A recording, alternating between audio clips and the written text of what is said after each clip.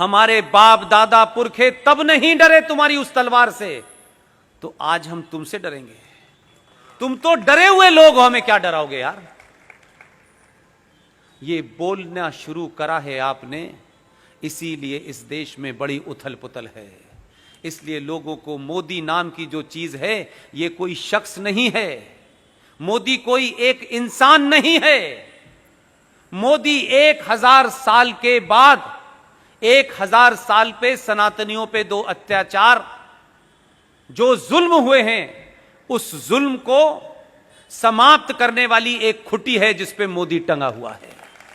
ये वो सोच है जिसके 7000 साल की तकलीफों को दूर करने के लिए हमें लगता है कि यह आदमी आया है, इसलिए पूरा देश उसके साथ खड़ा हुआ है और हर आदमी यह चाहता है कि इसको समाप्त करना चाहिए।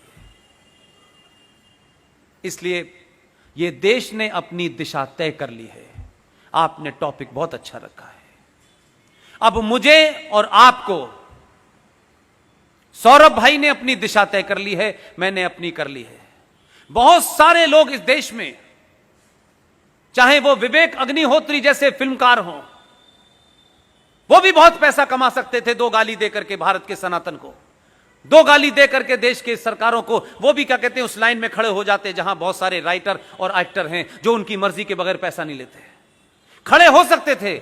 लेकिन विवेक अग्निहोत्री ने भी वही रास्ता चुना जो सौरभ भाई ने चुना, जो मैंने चुना। और उन्होंने रास्ता चुना इसलिए एक पिक्चर बनाई जिसका नाम है ताशकंद फाइल।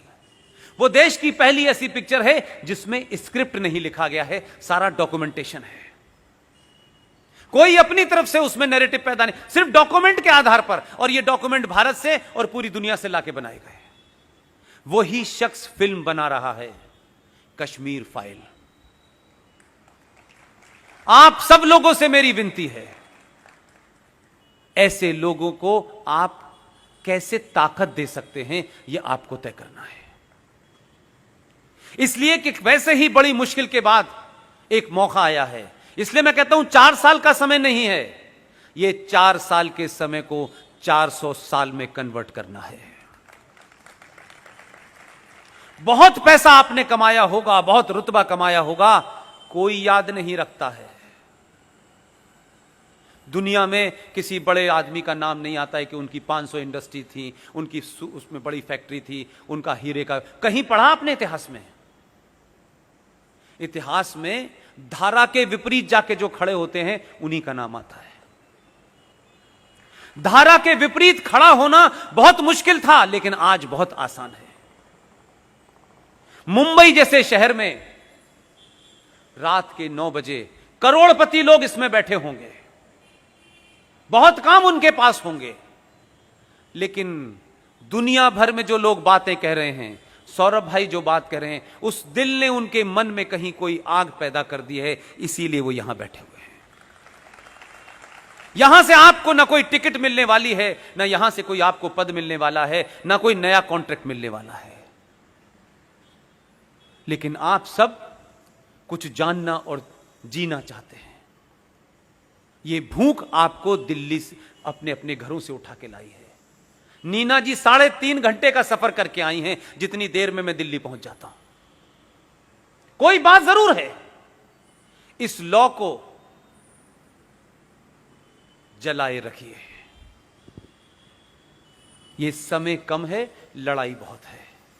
अपने बीच में फैले हुए कंफ्यूजन को दूर करिए। अपने बच्चों के साथ बैठिए जिनको मार्केट में कंफ्यूज कर दिया गया है। अपने बच्चों को सच बताइए। बहुत कम समय है, मैं जानता हूं कितना कम समय है। हर दिन चैलेंज है सरकार के अस्तित्व के ऊपर। अंतरराष्ट्रीय ताकतें लगी हुई हैं। एक घटना को गार्डियन कैसे लिखता है, वॉशिंगटन पोस्ट कैसे लिख रहा है, बीबीसी कैसे लिख रहा है और अल जजीरा कैसे लिख रहा है। सब लोग मिल गए हैं। सबकी कोशिश है कि 2020 का जो भारत है, जो अपने इतिहास की तरफ लौट रहा है, जब पूरी वर्ल्ड इकोनॉमी के अंदर, वर्ल्ड जीडीपी में आपका 33% का कंट्रीब्यूशन था। अगर आप उधर लौटे तो पड़ोसियों की दुकान बंद होगी।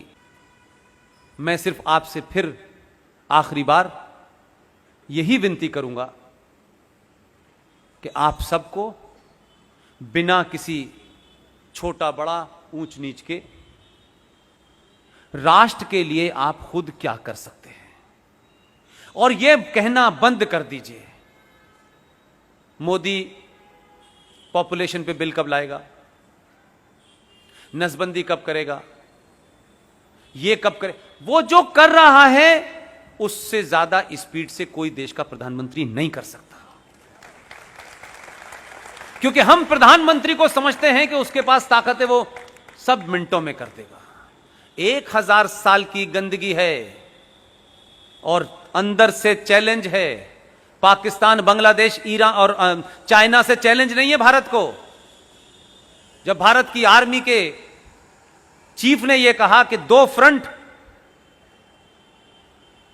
की चिंता मत करो, क्योंकि कांग्रेस पार्टी के जो पार्टी का लीडर है लोकसभा में, उसने कहा कि हमारे 2 फ्रंट पहले से खुले हुए हैं, क्या हम इन 2 फ्रंट का मुकाबला एक साथ कर सकते हैं। चीफ ऑफ आर्मी ने जवाब दिया, उन्होंने किसी रेफरेंस में इनडायरेक्टली जवाब दिया, उन्होंने कहा भारत के जो 2 फ्रंट हैं, ईस्टर्न बॉर्डर और वेस्टर्न बॉर्डर पर, इसकी चिंता भारत को नहीं करनी चाहिए, भारत की आर्मी कैपेबल है।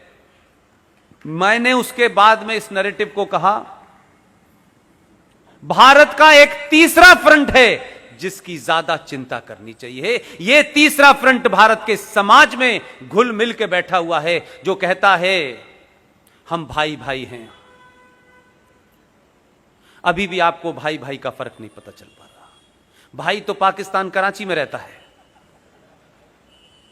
यह भाईचारा, भाई का पता चल गया, चारे का पता चल गया। यह गंगा जमुना तहजीब यह कहां मिलती है। हम सदियों से साथ रह रहे हैं, यह मुझे समझ में नहीं आ रहा कि कहां पे रह रहे थे। इस नैरेटिव से बाहर आइए, अपने होने का एहसास कीजिए। इसलिए मैंने कहा कि सनातन के लोगों को कभी हथियार उठाने की जरूरत ही नहीं है। आपने तो 2 भेजे हैं, तब अल्लाह से यकीन हट गया है। आप तय करें, हमारे निजी स्वार्थ कुछ भी हो, हमारी आपसी अनबन कितनी भी हो, लेकिन हम दिल्ली पे उसी को बिठाएंगे जो 5000 साल पुरानी सभ्यता और सनातन राष्ट्र को बचाने के लिए काम करेगा। उसकी जात क्या है, उसकी पार्टी क्या है, वो क्या खाता है, वो क्या पीता है, ये हमारा एजेंडा नहीं है।